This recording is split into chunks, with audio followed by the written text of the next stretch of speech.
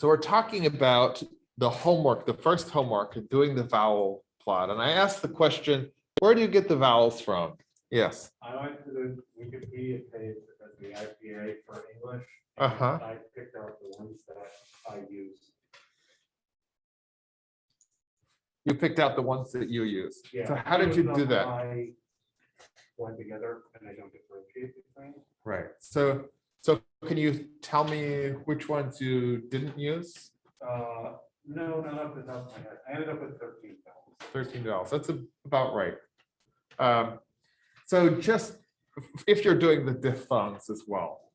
So just so you'll know, and I didn't, it mentions this in the write-up in the lecture notes, but I didn't say this in class. You don't have to worry about the diphthongs, only about the monophthongs. Now, what is the difference between a diphthong and a monophthong? I mean, they're both really hard to say, right? So they must be similar. What would the difference be? Yes. Could you like diphthongs change as you're saying them, like Right. they or something versus Versus ba. Yeah, that's exactly right. So a diphthong is a moving vowel. It's a vowel where your articulators are moving during its production. So when we write a diphthong, we'll typically write it as two symbols, either as a sequence of two vowel symbols or as a vowel symbol and a symbol for a glide or semivowel. Glides or semivowels are sounds like ya and wa. They're almost vowels. They're like vowels that are pretending to be consonants. So if you are transcribing the vowel in by, then you would transcribe it as an a vowel, which is an A basically, and then a y glide, which we write as a J, but it's like the Y sound. But in IPA, you write it as a J or yod. So I would be AJ. And it's a diphthong because your mouth is moving. You're starting out with your mouth wide open and you're moving it closed and moving the tongue farther forward. So it's a diphthong because your mouth is moving. You can also recognize it as a diphthong because you write it with more than one symbol. So when you're going through and looking through Wikipedia and through books, if you've heard of them, we used to read them sometimes. But I think there's like a book there. So old people like books. I like books, but you might actually look through books, and if you see one symbol, it's a monophthong. If you see two symbols, it's a diphthong. If you see three symbols, it's a triphthong, and you're probably dealing with a variety of Chinese or Vietnamese or some other language that likes to stick a lot of vowel sounds in a syllable. So you're looking for the monophthongs. So how would you go about this again? How would you find what the monophthongs are? So we've heard one approach to this. Any other approaches that people have taken?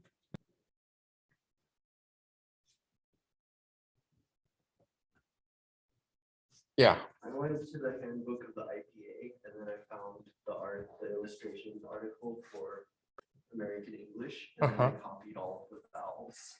Yeah. So that's actually an excellent approach for a lot of different languages. If you can find the handbook of the IPA or the International Phonetic Association, then for a lot of different languages, there are illustrations of the IPA in this book. And if there isn't one for your language in this book, then there are often published versions of like illustrations of the IPA for other languages. So if we just search for illustration of the IPA, then we can see this Cambridge University Press page, a list of them.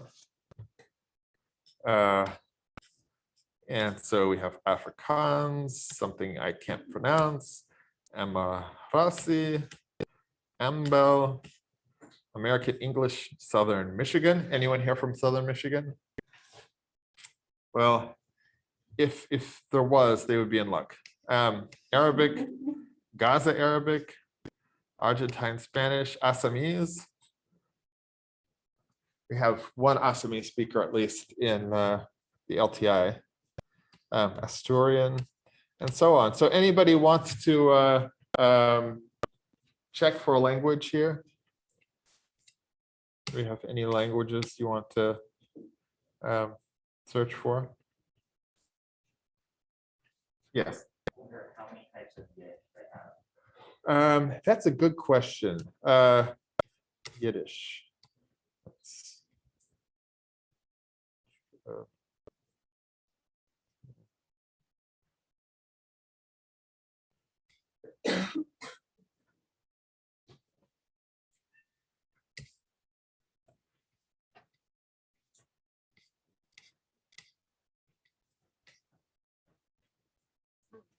Oh, I don't see Yiddish. That's Kugel variety or the Kiggle variety? Kugel or How do you Kigel? say a noodle I pudding? say Kugel. You say Kugel. Yeah, my grandmother said Kiggle, and I didn't know for a long time that that's a low prestige variety. A Kugel or a Kiggle is a noodle casserole. Oh, no, it doesn't have to be, it's some kind of pudding casserole. So this is a little bit ironic because there are so many phoneticians who are from Yiddish speaking background. So Yeah. one would think that there would be like loads of IPA articles, you know, but apparently the Paris headquartered International Phonetic Association is full of raging anti-Semites who kept Yiddish articles out of the illustrations of the IPA. So you can find a whole bunch of languages here, and this is a good place to look. Now, not all of them, some of them are behind a paywall, which is unfortunate. And CMU doesn't believe that it's important to subscribe to humanities journals. So also unimportant. So you'll only be able to get some of them, but some of the others you can like find online on certain websites that I urge you never to visit or download articles from. For example, you should never go to Sci-Hub and download any free articles from, ever. So that's one place you can look. That's one place I would recommend, actually. I wasn't meaning Sci-Hub. You should not go to Sci-Hub, ever. But the illustrations of the IPA. And the IPA handbook, which has a lot of different illustrations of the IPA in it. You could also go to Wikipedia. It's a good place to start. You shouldn't probably end your research there, but good place to start. Who here is going to do a language that is not English? Now let's go around the room and just see what you're going to do, so I can kind of help have some sense of of how to help. So what language are you going to do? Vedic Sanskrit. So did you grow up speaking Sanskrit? I like the reconstructed pronunciation has a phonology that's like close enough to modern English that I think it would be fair to speak to that. But I spoke it for like 5 years. Like conversationally, or just dealing with religious texts? More so on religious text, but like in a fully phonetic capacity. Uh-huh. Okay, okay. What else? Mandarin? Any particular variety of Mandarin? Standard Mandarin, or are you from Standard Mandarin? Mhm. Okay, how many people are going to do Mandarin? So there's some pretty good resources for Mandarin phonetics. I could probably post a couple of pages from a Mandarin grammar that's pretty good, although there are a lot of resources in Chinese that cover the same ground and that have better examples, like words that contain the different vowels. So there's a lot of information on Mandarin, and it shouldn't be too hard to find stuff. The thing that's tricky about Mandarin is some of the, you won't be able to get like groups of words that only differ in the vowel. So in English, you have like beat, bit, bait, bet, bat, boot, book, bot, what, but, and this doesn't exactly exist for Mandarin because some of the vowels occur in a fairly limited kind of context. So you have to be satisfied with not being able to make these what are called minimal sets. But other than that, finding the information shouldn't be too hard. What other languages do we have? Hindi? Great. So with Hindi, you do want to make sure that you don't just try to go by the writing system, because there are little things you need to know about to get like the phonetics of the vowels that you wouldn't know just by looking at like a normal transliteration of the text, so or of words. So you should look at some kinds of resources about finding IPA symbols for the individual vowels, and the Hindi has short long pairs, right? Yeah. So the vowel, from what I remember, the difference between the short and the long pairs are not just how long they are. There's a difference in quality. So like the F1 basically is different, and sometimes F2 a little bit. And sometimes that's represented in transcription in some sources. So you should be aware of that. Any other languages? Yes. I think I might try Russian. Russian? Oh, great. So Russian,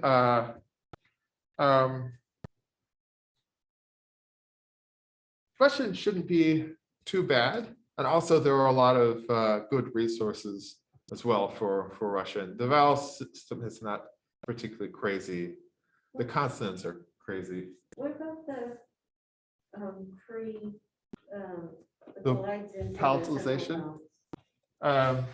I mean, I don't know phonemically if they're monophones or diphthongs, but they come out as, I saw A and O come out with a glide, like in. Well, so the phonological analysis, the analysis that phonologists use is to treat that palatal element as an aspect of the consonant. So people generally would not treat those as being, they say that certain consonants get this yod thing, this palatalization before these two vowels. But so that doesn't actually complicate the,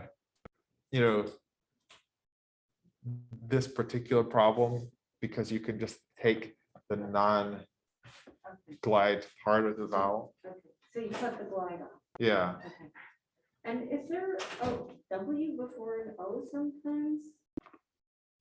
I don't know about that.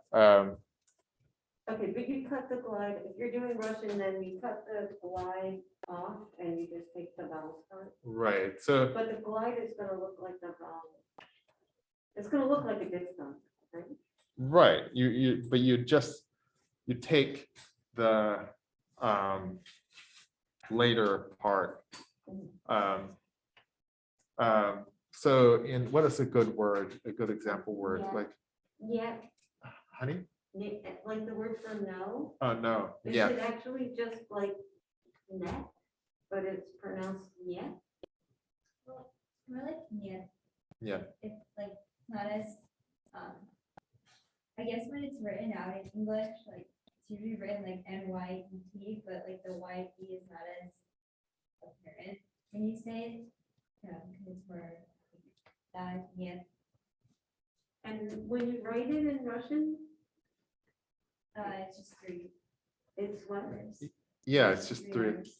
So that palatalization can be written when it's not, there's a letter for that, when it's not predictable, Mhm. but before those vowels, then it is predictable, so you don't write, you don't, that palatal letter is not present, but you still, but Russian actually isn't that bad.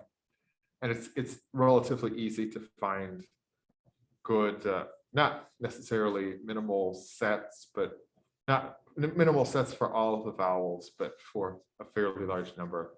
And you'll be able to find that in the phonetics, papers about Russian. So.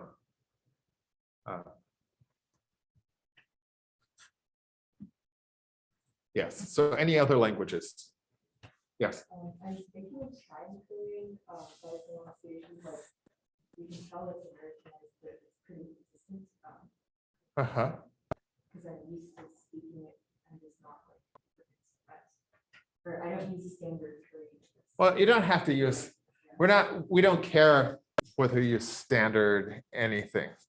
That's, we care whether you're proficient in the language, whether it's the language you feel comfortable speaking. Like, would you feel comfortable speaking to a family member in Korean? Then, Like conversational. conversationally, then, yeah, we don't.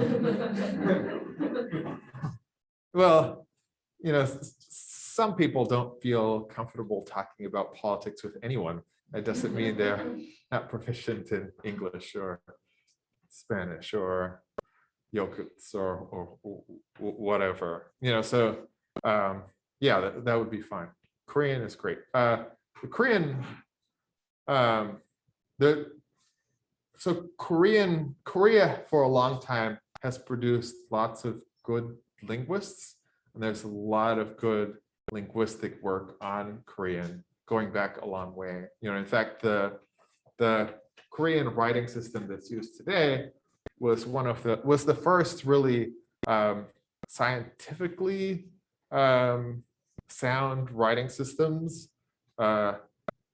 So, in terms of its phonetic basis. So these Buddhist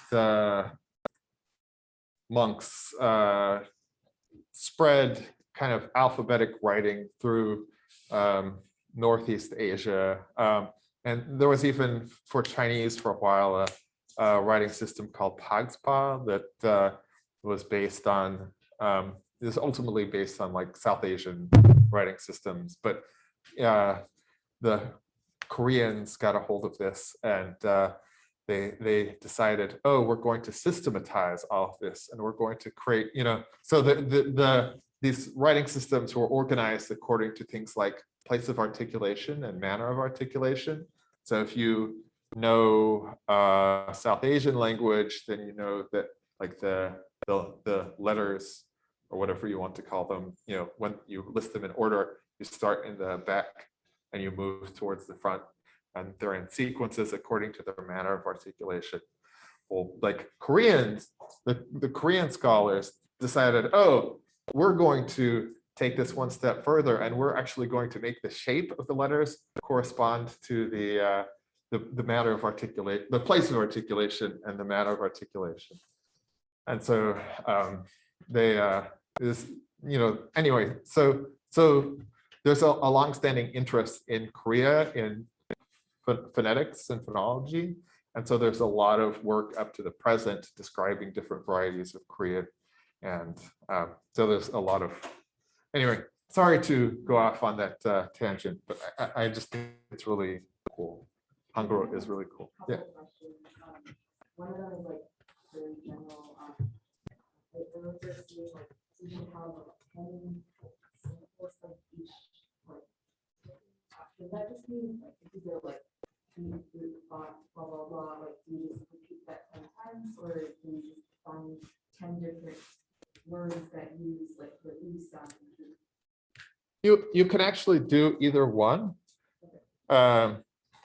So what I would probably do is I'll illustrate in just a minute.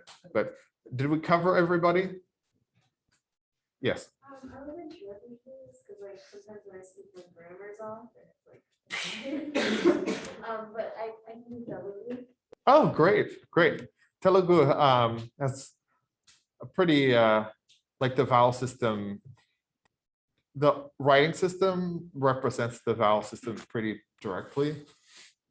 You still should look in a reference in terms of what IPA symbols you use, because there's some difference of opinion actually about that. Yeah, so it has, I think, 5 short vowels, 5 long vowels, and sometimes a little schwa-like vowel, but it has, there are a lot of things. It has a very like classic kind of vowel system. So that should be fun and not too bad. It's hard to find minimal pairs though, because words tend to be kind of longish, and so yeah. Okay, good. So what I'm going to do now is I'm going to do a Praat demo. So you'll all be developing an intimate relationship with Praat. Praat is perhaps one of the worst designed pieces of software. Could I ask whether raise your hand if you've used Praat? So I think the people that took nature of language, is that right? Yeah, they used it in nature of language. So a few of them know it already. Yeah, so Praat has a very weird user interface, but it's designed so that it can be the same across platforms. So it's going to look the same whether you're using Windows, for the most part, Windows or Mac OS or Linux, or any of the other operating systems that it supports. If, for example, you're using Solaris on your laptop, then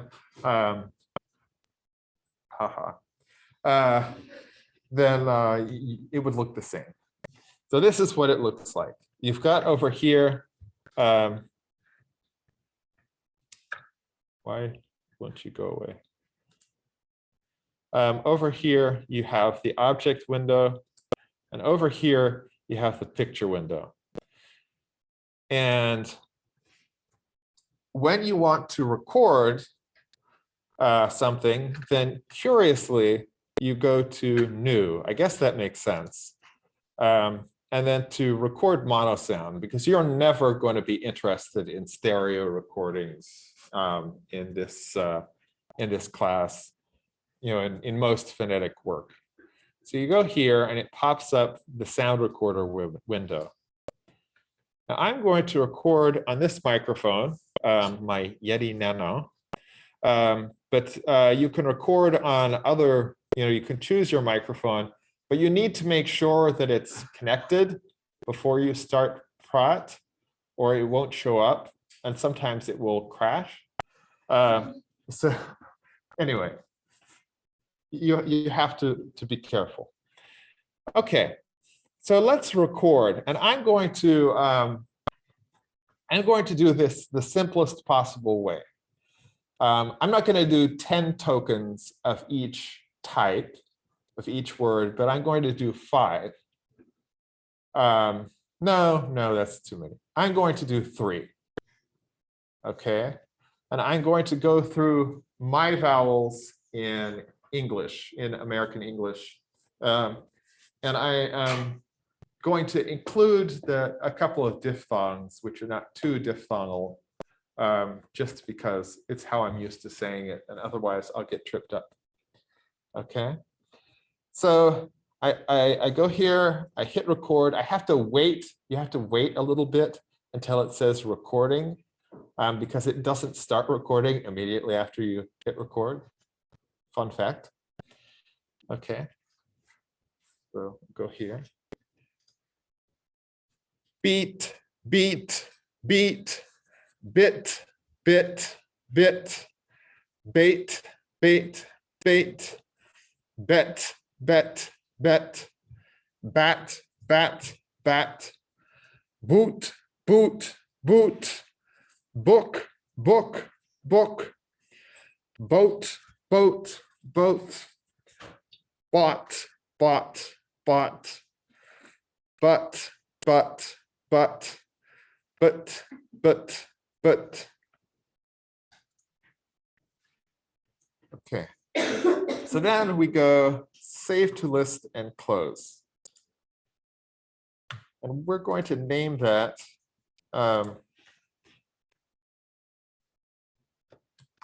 David's vowels.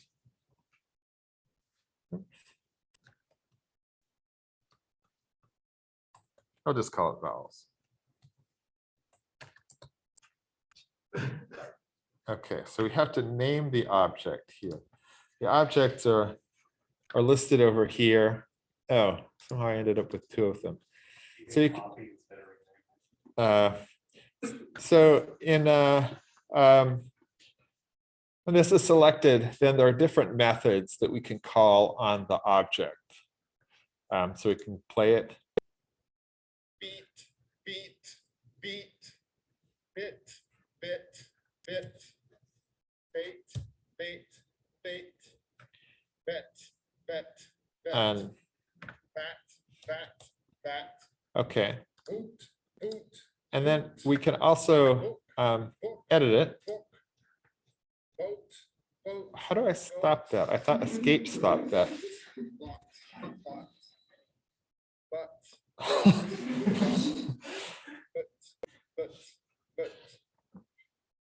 Yeah. So we can see here, what is this that we see here at the top here?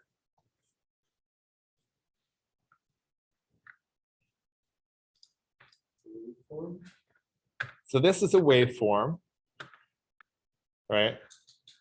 And here at the bottom, we see what is this in this region here? Spectrogram. So we have 2 visualizations of the sound. And we can go in here and we can select a range, for example, and then we can play it either by clicking this here or by hitting tab. In fact, tab will play going forward from this point that you've selected.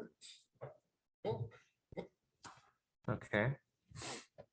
So there are other keyboard shortcuts and you learn them as you're working with it. But the most important ones at this point are, well, basically tab is the most important one to play from the cursor. But we don't just want to listen to the audio or look at the spectrogram or whatever. We actually want to annotate it. And this is an important thing in phonetics, also in language technologies. We want to have ways of annotating data so that we can use it for our nefarious purposes, like training models or doing analyses or whatever. So to create annotations, the main kind of annotation that Praat uses for sound objects is called a text grid. So we go down here to annotate while the object is selected. and we can say to text grid. And then for some reason, the defaults for the different tiers and point tiers are completely stupid and meaningless and nothing that anyone would ever actually use. But a tier is sort of a sequence of labels, whether they're intervals or points. So it's a sequence of labels, time-aligned labels. And you can have multiple different tiers in the same text grid annotating the same sound file. Okay, so we're concerned mostly about vowels, right? We're concerned about segments and particularly about vowels, phones. And we only care about intervals. We don't care about discrete points, but only about intervals. So let's just call, let's create two tiers. Let's call one segment and the other one word. So we could add translations to the words or transcriptions for the whole word if we wanted to. And none of them are going to be point tiers. Okay. So that gives us a text grid with the same name as the sound object. With me here? Okay, so then we can use command click or control click or whatever you use on Solaris and highlight both of them. And then you can go view and edit. You get something that looks like this. So down here are the two tiers. There's the segment tier. There's the word tier. And up here you have the waveform and the spectrogram. So then you can start annotating. And I'm just going to annotate one token of each type because you'll get the idea. And then we can run the script and see what it does. But you would annotate all of the tokens of all of the types because we're mean and we want you to do tedious things in order so you'll appreciate what goes into the creation of data sets. Okay. So, so let's go zoom in, which we can do with the in button.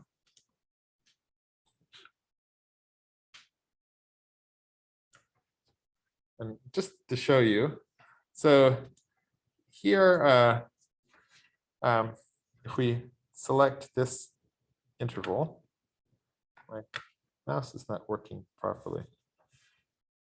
Maybe because of the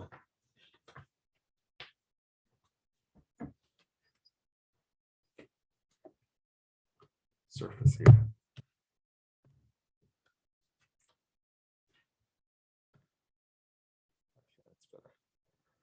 Okay, so if we select this interval and then we hit tab to play it, we can see that that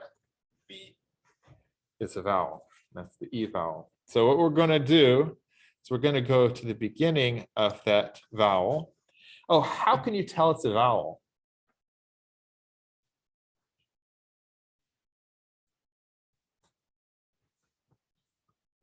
Yes. You said in the demo that it will have like audio, or it'll be like sequence or something. Yeah, it'll be periodic. So it's going to have a larger amplitude and it's going to be periodic. So oops, that's not working any better. So if we zoom in here,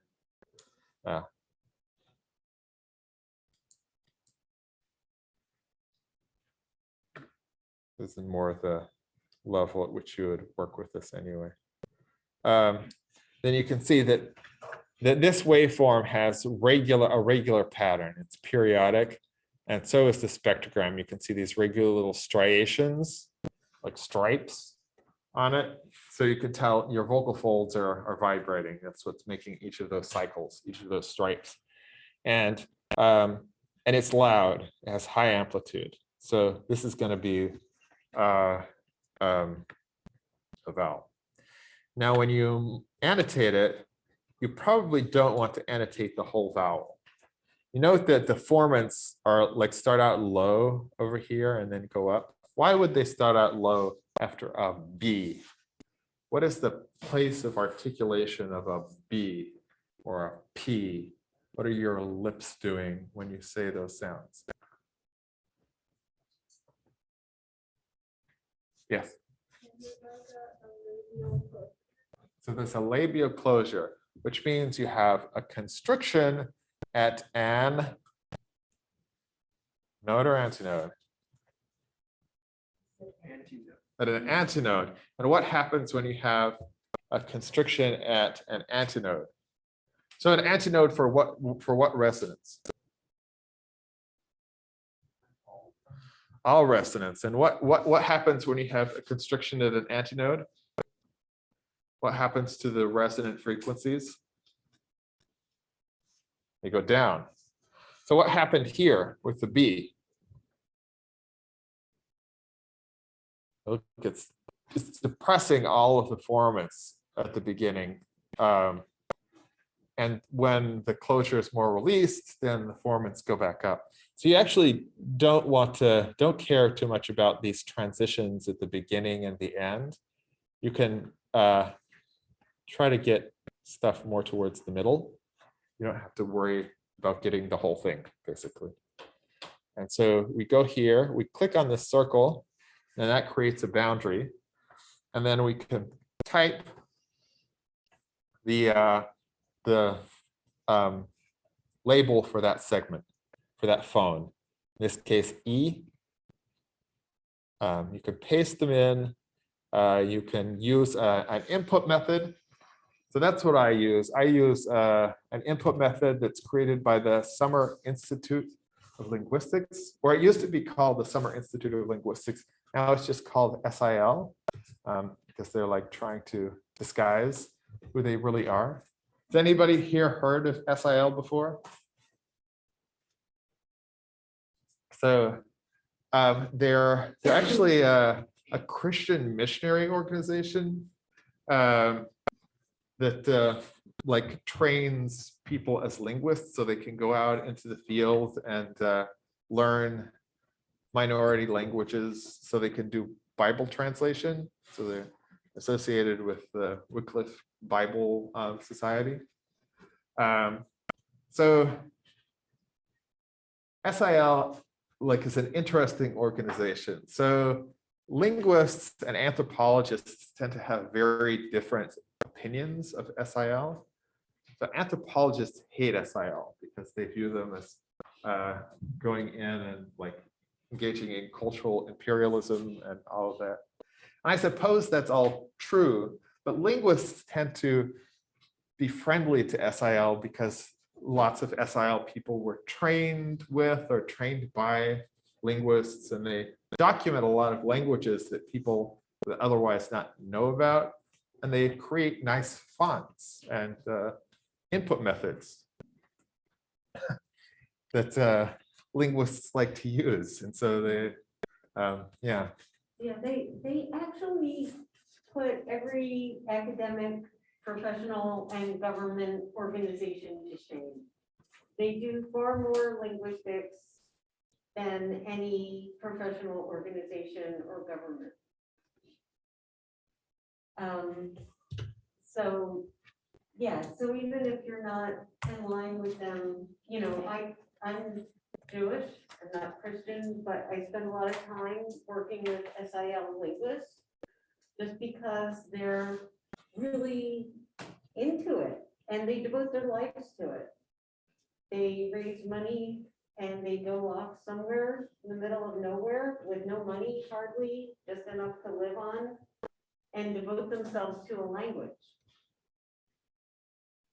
So yeah, mostly they're okay. So I've been going through and annotating intervals here. So this one is going to be bet. So in with the SIL input method that I use for, it's free, all of them are free, that I use for Mac OS, then you just type less than and then E, and it produces an epsilon, the E kind of vowel. Then we go on. So this is A. This is the ash digraph. It's like a cross between an A and an E. So, oops. So that's just less than followed by an A. So this one.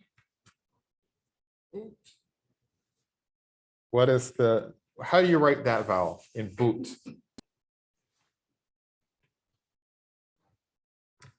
What is the IPA symbol for boot? Ooh, anybody? Yeah, Is that the upside down of Omega? it's just a U, boot, boot. But yeah, so and then the upside down omega is the next one. Is the uk vowel, book vowel. So this one here. Oh. So that is this. If you're interested in learning more about these input methods that make things easier, if you're going to do a lot of stuff, which may be true in the phonetics and phonology sections, then let me know and I'll.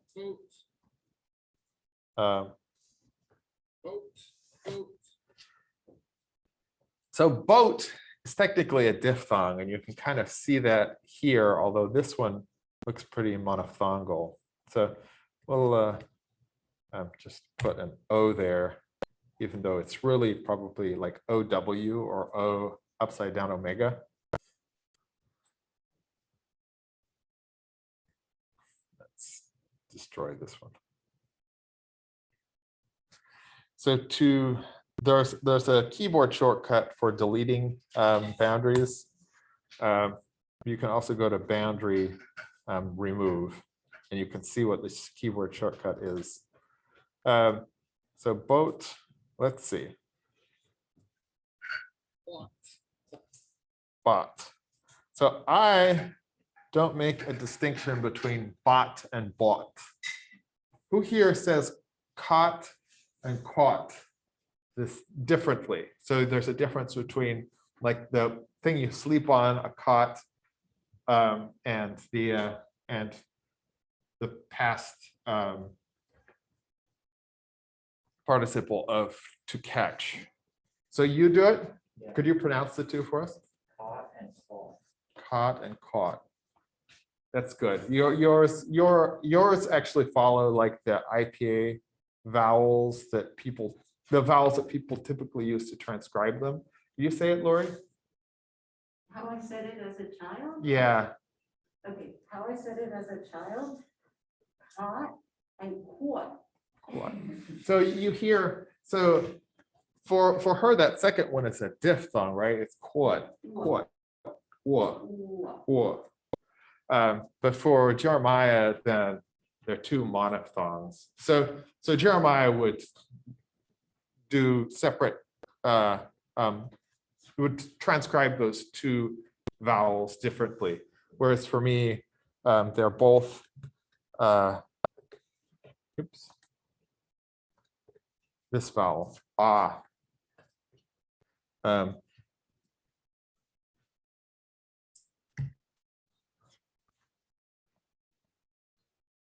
This is also the vowel. Who here has been in Pittsburgh for longer than a year?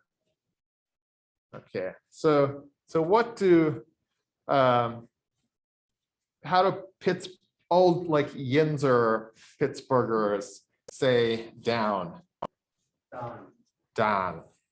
So the diphthong ow in Pittsburgh English for a particular race and social class has become the same vowel, dan.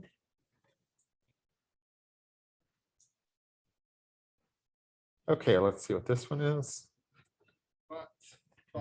But.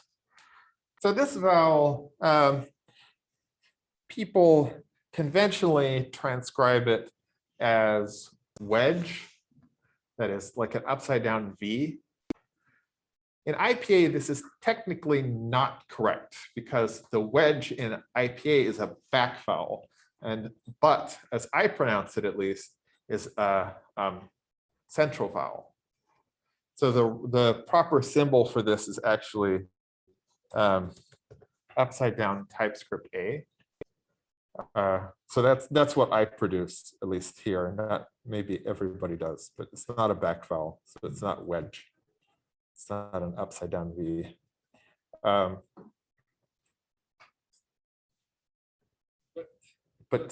so what is the vowel? So this is like the most basic vowel. It's the sound of being punched in the gut. So what is it called? Does anybody know? Yes. The schwa. The schwa. The schwa. You know, it used to be called, that word used to be pronounced schwa. And so it like actually contained a schwa. But it changed without the definition changing. So that's an upside down E. Just to remember that it's a very short vowel. It's the sound of being punched in the gut. In English, it only occurs in unstressed syllables. So some people, there's some like nerdy linguist t-shirts and so on that say things like, be like schwa, he's never stressed. Okay, so we've annotated one each of all these vowels. Then we can just close this window. It's automatically saved. You don't need to do anything else. And then we're going to save these to a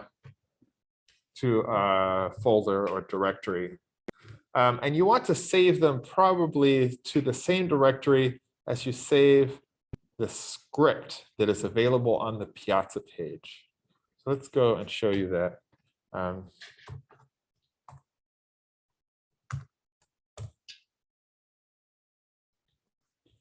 So if you go to resources here, go down near the bottom, and you see under scripts, extract format vowels.praat. This is a little program that can be executed by Praat that will extract the values of the formats and do a plot so you can see how well it's working. Although you should not use that plot as the one you hand in because it's kind of ugly and hard to read. You should make your own plot based on the data that is produced by the script. And you should just use that plot as a way to know whether things are working or not. So let's download it and save it. Well, I'll do it to my desktop. I generally oppose that, but so save it to my desktop. I would suggest saving the sound file and the text grid to the same place. So we'll take this, save the sound file as a WAV file, and we'll save it to desktop. Save the text grid, say as a text file, save it to the desktop, open the script with read from file. And there we have the script. Now, if you've done any programming, probably Praat script will make you pull your hair out because it's like totally like the worst thing ever. It's like if somebody said, "Oh, I don't think Visual Basic is bad enough. I'm going to make something worse." But it gets the job done. So we'll go here, we run it. We're going to change the path here just to nothing because it's in the same directory as the script. We're going to say that the tier is 1 because that's where our vowel annotations are. We can name this whatever. That's going to be a tab delimited file that has all of our results in that we can then use to plot to plot the vowel space. These things down here, sometimes you have to tweak them. Time step, you can usually leave the same. Max number of formants, I usually have the best luck at 5, but sometimes if things are going awry and vowels are showing up in random places, it can be useful to tweak this a little bit. This one I'm going to have to change. So the maximum formant, and you have to change this a little bit depending on the pitch of the voice, not the pitch, depending on the length of the vocal tract of the speaker. So if you have a relatively low voice, my voice is not super low, but it's relatively low. I have a bass singing voice. So I probably want to put this around 5,000, maybe a little bit lower. If you have a very high-pitched voice, then you may want to put it as high as 6,000. But for me, I find that 5,000 generally works. So if you have a voice like mine, go with 5,000. If you have a voice like a fairly typical woman, or like average mean length of vocal tract. Anyway, for a woman, you should go and measure all of your friends and see what the length of their vocal tracts are. Now, then go with 5,500. And if you have a higher pitched voice, you may want to go even higher. Okay, so we'll to avoid confusion. Well, pre-emphasis, I usually don't change, and window length, I don't change, although there are times when that's useful to do as well. So let's see. So Praat would like to access folders on my desktop, sure. Okay. So here you can see that this is not perfect, or not exactly what we would expect, because so E is where we would expect it, and A is where we would expect it, and A is where we would expect it, and so is U. But and is pretty much where we would expect it, and actually is not bad, and is not bad, but A here should actually be down here. So there may be something off in terms of my settings. And so I might want to go play with these a little bit. So what you want to do at this stage, so you have your vowel, the vowels that you've got from your illustration of the IPA or from Wikipedia or whatever, and then you want to go and circle them on a vowel quadrilateral vowel chart from the IPA and see where they are. And then when you do this, ask, okay, are these kind of lining up with where they're supposed to be? And if they're off a little bit, no problem. That's probably as it should be. But if they're kind of in random places, then you may want to go back to those parameters and adjust them, until you get something that looks more like what you're expecting. Okay, I'd like to stop here for a moment and ask if there are any questions. Yes.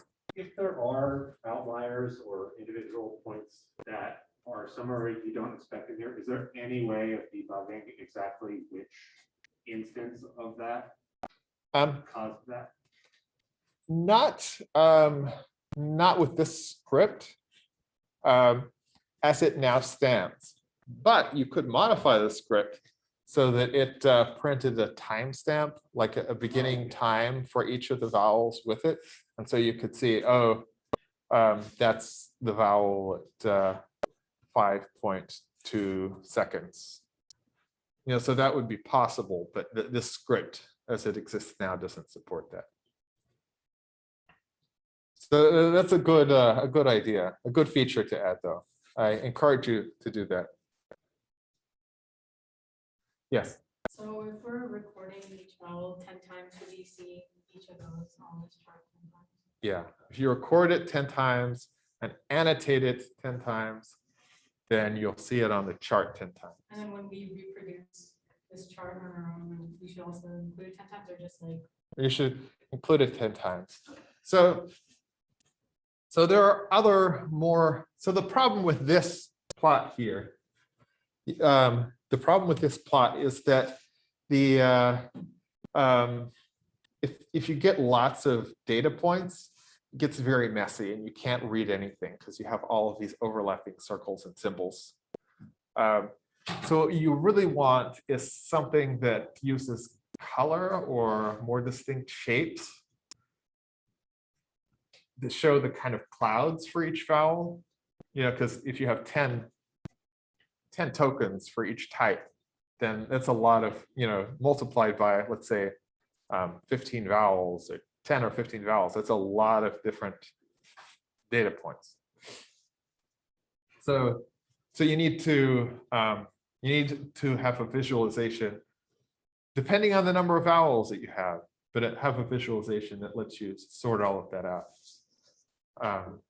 And having what I like, the plots that I find most appealing are ones where you just have the symbol and then there are different colors for each symbol, or you have like a different symbol, like a circle, triangle, whatever, and the colors are also different. And then you have a legend so you can see which is which. You know, but there are different ways of doing it. Some people like to do ellipses that can sometimes be helpful around the different vowels, so you can kind of see how dispersed they are, and that can be nice if you are into that sort of thing. So how would you plot the data? What kind of tools would you use? So I know what I would use, but you know, there are a lot of different options. Does anybody have a favorite, like a scatter plot kind of tool?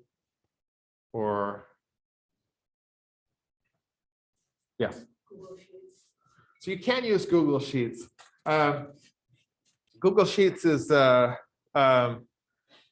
so it could be a little bit tricky to reverse the axes, which I think you can do in Google Sheets. I think I've done it before, but you know, it requires a little bit of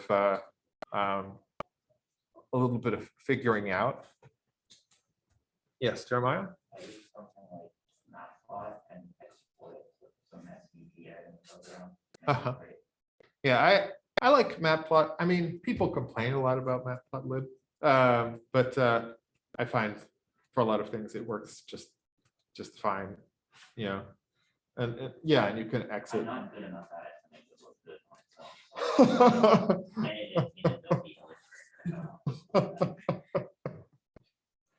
Well, what I like to do is to do things in Matplotlib and then export to TXZ, and then to TXZ, what is it called? TXZ plot. And then you can edit them as TXZ figures, TXZ pictures, and that's very convenient. What were you going to say? I was gonna say that, or sometimes I'll use R, just depending on the input. Yeah. So this would be very easy to do using R. There are a lot of good plotting packages for R. So that's good. Other favorites?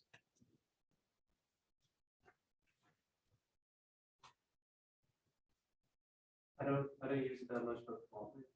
Plotly? Yeah, you could use Plotly. I have never really used Plotly, but I'm familiar with it. Yeah. So if you need help with this, I know not everybody is like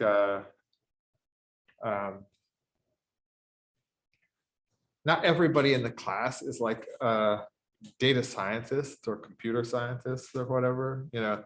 So we don't expect you to just be able to do this without help. If you do need help, please let us know and we'll do our best to like help you along and find a good solution so you can have a nice plot that shows your data to best advantage. Yes. Is the results text file where the XY values of these points are? Yeah, let's look at that.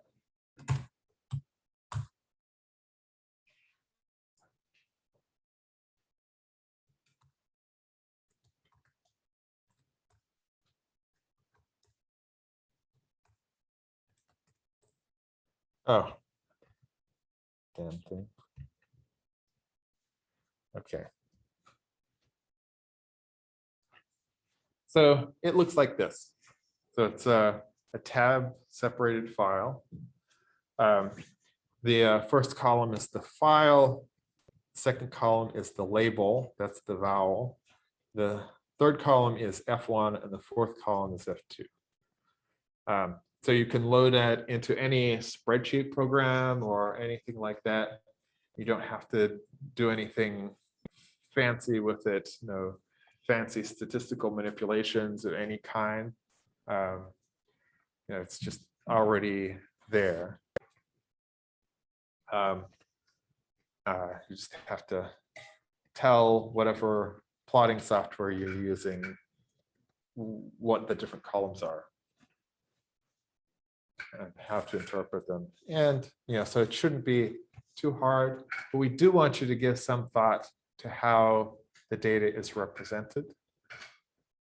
Because this is an important skill and will also make it easier for us to grade because we'll be able to see what you're talking about in the later portions of the assignment. Yes. So we're doing the initial recording with all of the tokens. Does it all do like one take? No. So the question is, so that the recording could know whether the recording had to be all in one take or whether the data could be multiple takes and annotated separately. And the answer is you can do as many recordings as you want. You have to have a text grid for each of those recordings, and you just dump them all in the one directory, run the script, and it goes through all of the file, all of the text grid sound file pairs within the directory and extracts all of the data and does the analysis.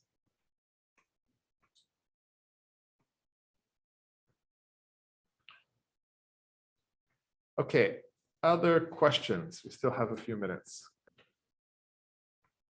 Yes. How do we tell if the Praat vowel quadrilateral is not right? Would we compare it with, say, like the IPA quadrilateral? So the question is, how do we tell whether the plotted vowels, as I understand it, correspond to whether they're in the right places in the vowel quadrilateral? And what do we use as a reference? And I would, yes, use the IPA vowel quadrilateral.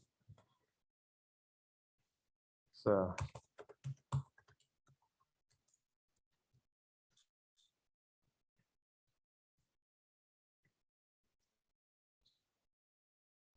Well, this is actually something that's really helpful.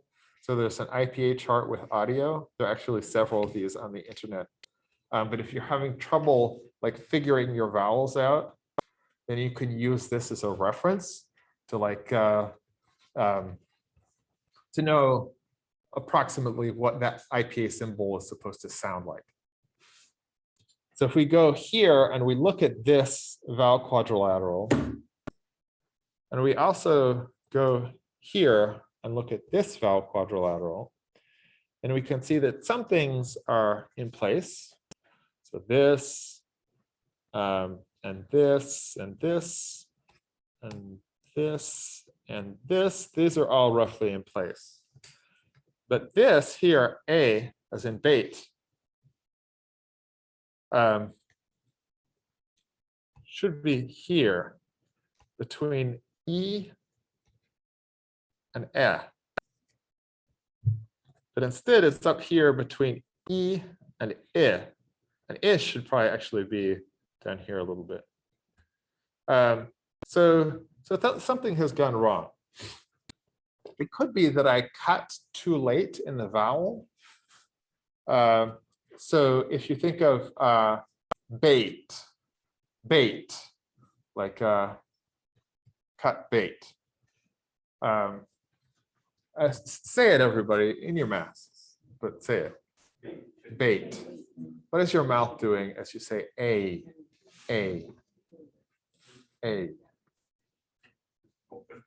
So it starts out, so for some people, you would just say bait. But for most speakers of American English in particular, then you say bait. So your mouth starts out a little bit open and your jaw raises, your tongue goes up. So it's a diphthong. And the thing at the end of that diphthong is a high front vowel. So it's like the E, this I vowel. And so if I just get the last portion of A, it's going to be a lot like E. So that may have been what happened there. So you have to kind of go back, do some investigation, and you can figure out the source of outliers and problems. Yes. So what if your vowels are different? Like, how do you know if it's, so, for example, when I was a child in Philadelphia, for the sound ah, I said yeah. Uh-huh. And so that was my vowel. Right. And it wouldn't be in the same place as ah. It would be like up with the high vowels, yeah, That's a diphthong. and it would be a diphthong. Yeah, so that's And why, How would I know that's if I got it right? That's why this vowel chart where you can play the vowel sounds is important, Yeah. because you should actually go and check your vowels against this chart. So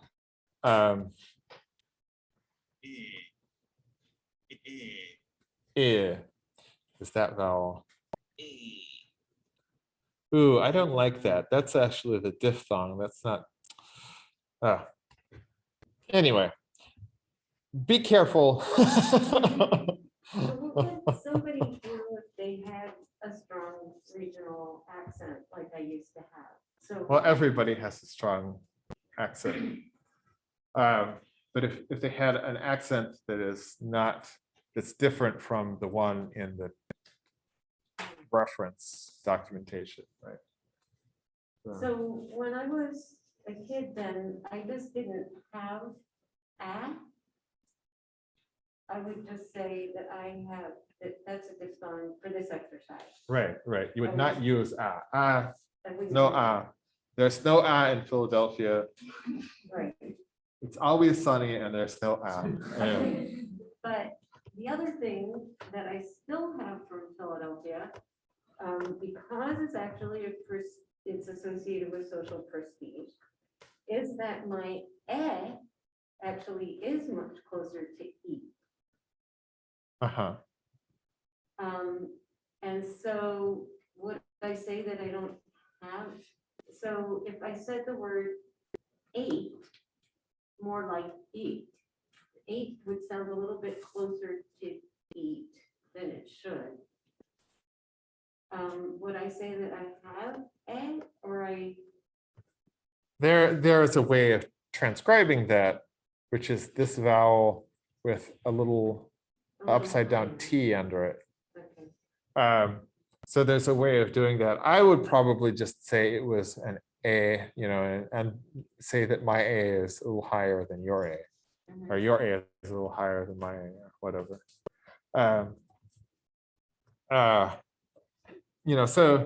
So these are sort of fuzzy categories. And so there's a little bit of wiggle room in terms of how you apply the symbols to the distributions. But you do your best. Yeah. So I guess it's kind of a follow-up.